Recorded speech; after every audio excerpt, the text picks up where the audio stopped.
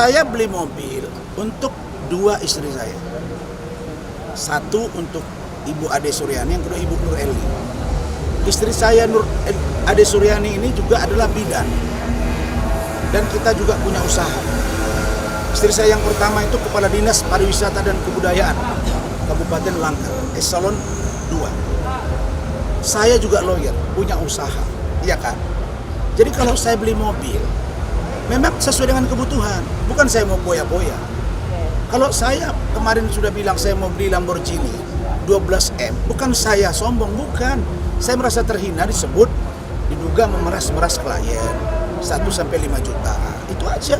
Yang lain enggak, nah jadi itu saya beli. Nah kebetulan yang untuk HRV itu sudah dipakai sama Bu Ade, istri saya Ade Suryani. Anak saya sekolah di Medan, dia minta di sana karena dia merasa lebih nyaman, karena hidup pikuk Jakarta dia nggak nyaman. Mungkin karena ini ya seperti berita begini ya. Terus yang kedua, mobil Mini Cooper, saya udah punya di sini yang 6 pintu. Itu saya lihat bagus, anak saya pernah bilang sama istri, begitu dibawa ke Medan, saya kurang sesuai. Karena waktu itu saya beli tidak memperhatikan semua. Sampai sana udah saya hubungi Hendra, Kings Gallery. Hen, ini belum sesuai, cari yang tahun tinggi dong. Ya oke bang, kirim. Itu saya biayai semua. Pelatnya itu memang saya bayar, memang saya pesan. Itu apa boleh dong, namanya itu saya sebut Eli itu namanya.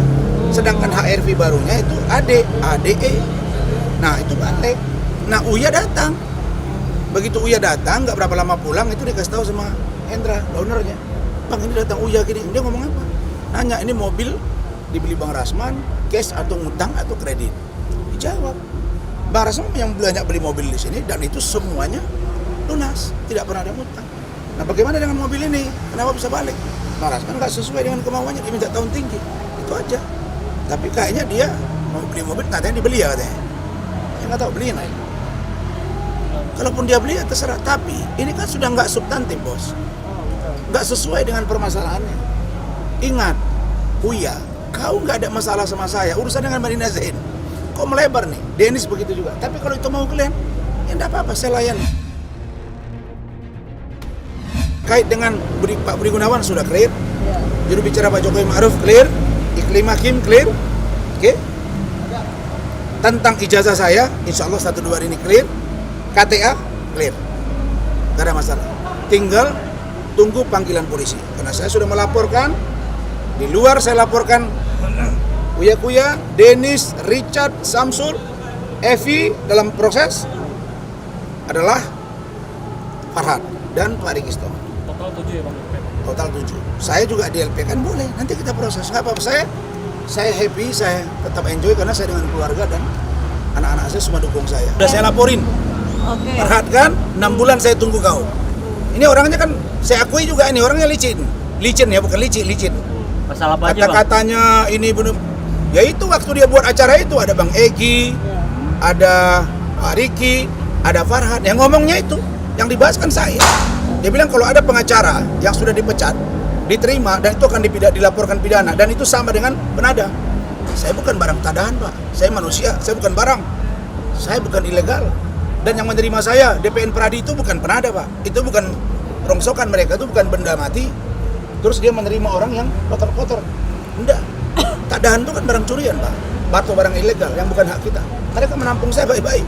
Saya sudah 5 kali ke Tanah Suci. Tanya Farhad berapa kali dia ke Mekah. Tanya Hotman berapa kali dia ke Bethlehem. Coba tanya, bukan maksud saya bukan apa, tanya. Saya lebih bangga membawa anak saya, 8 anak saya. 6 orang sudah ke Tanah Suci Pak. Yang kecil 2, itu pun karena usianya belum boleh. Masa Covid, saya akan bawa. Saya bawa keluarga saya, istri saya 2, masing-masing 3 kali. Kenapa? Karena saya lebih nyaman membawa mereka ke Tanah Suci daripada ke Amerika Serikat. Foto saya lagi berkacamata ya, pakai baju kuning. Ini orang terganteng sedunia gitu ya. Gini, saya ginilah. Kalau pakai jas, dia pakai jas, kayaknya terlalu jauh dibanding saya nanti. Pakai baju biasa aja deh. Pakai baju begini, dia pakai celana begini, saya pakai ini, ayo, survei. Taruh 100 orang juri. Kalau dia lebih ganteng, saya cium tangan dia, saya cium pipinya. Saya nunduk sama dia. Itu aja. Ya. Pakai baju t-shirt, pakai formal begini, dia pakai berlian begini-begini. Taruh 100 orang juri, survei kami. Kalau dia lebih ganteng dari saya cium 5 kali tangannya. itu aja. Nanti kalau taruhan uang nggak boleh lagi karena saya udah dimarahi sama keluarga saya, guru saya. Saya ini masih belajar loh. Kalau saya dokter saya belajar. Jangan tahan diri, iya siap. Kita samaan matang-matang. Ini dari Labusal ini. Siap. Nah, Labuan Batu Selatan ini dari kampung saya. Selaku anak baru, lahir batin maju. Nah, nih, FBI Labuan Batu Selatan. Ya. Nggak pernah kita tinggi-tinggi hati, Pak. Kalau kami sama-sama orang Batak, betul nggak, Pak? Siap, siap. Nah, oke. Itulah bukti saya membela klien saya Samsul Caniago. Itulah saya membela dia. Kenapa? Karena dari gelar perkara terbuka terbatas itu yang kami buka, gelar perkara khusus yang saya ajukan itu demi si Samsul yang katanya saya menipu 4 juta. Hah? Di situ ada kesepakatan akan dibayar oleh pihak Angkasa Pura II sekitar 1 miliar 50 juta. Tapi bandaranya ingkar. Saya mau berangkat ke Jakarta, Samsul datang. Bang, begini-gini nggak mau bayar. Hah? Kaget saya. Wah, saya kan orangnya apa adanya dan seketika saya mau berangkat. Bukan saya sengaja itu mau cari mereka, bukan saya mau berangkat. Ya udah, Sul, kau ikut. Cari mana orangnya? Ya saya tanya ini karena tidak ketemu orangnya. Sementara Samsul bilang itu orangnya ada. Ya saya tanya, jumpa di situ. Ya itulah ribut, bertengkar. Nggak ada, saya nggak ada mukul, nggak ada apa. Emang apa masalah di situ? Itu bukti bahwa saya serius menangani klien saya. Ini orang yang nggak tahu terima kasih. Dibilang saya nipu 4 juta. Bilangin fitnah, itu bukti. Itu tindak lanjut dari putusan gelar. Di situ berdamai dan Angkasa Pura bersedia membayar 1 miliar 50 juta. Sementara kerugian dia nggak nyampe segitu. Nah, kenapa nggak dibayar sama mereka? Belakangan saya tahu karena Samsul tidak mencabut gugatan perdatanya. Ya siapa yang mau bayar, bos? Masa saya bilang menipu dia 4 juta rupiah? Ya Allah ya Rabbi. Itu. Kira-kira kalian bisa lihat lah ya, saya jalan dengan tim saya. Saya punya sespri, saya punya ajudan, saya punya aspri, saya punya driver, saya punya koordinator driver. Ya, saya tim yang lain. Itu saya berangkat minimal 8 orang. Belum tim saya. Kira-kira kalau saya jalan berapa biaya saya satu hari? Itu kalau dalam kota. Di luar kota bisa 18 orang, Pak. Ini bersyukur saya pada Allah, bukan pada manusia yang sombong, bukan. Saya meyakini bahwa Allah memberi rezeki kepada saya. Ini saya pulang kerja, nggak ada masalah.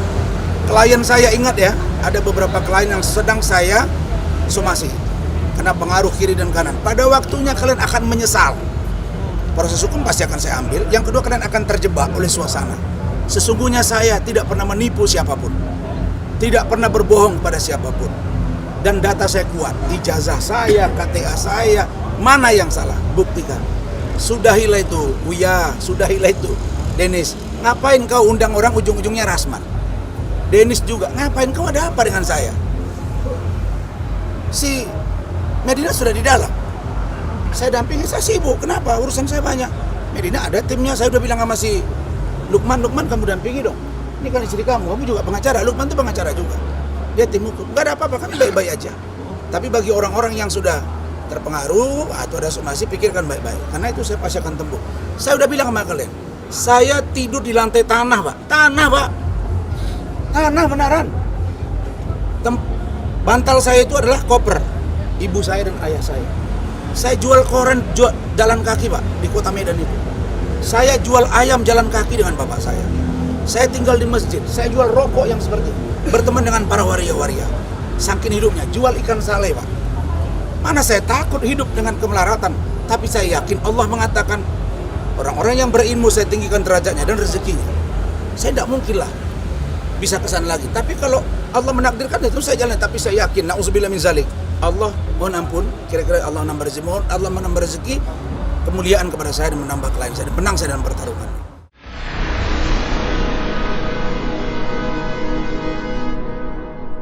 Jadi jangan lupa untuk subscribe Cumi Cumi. Ditekan ya tombol lonceng merahnya.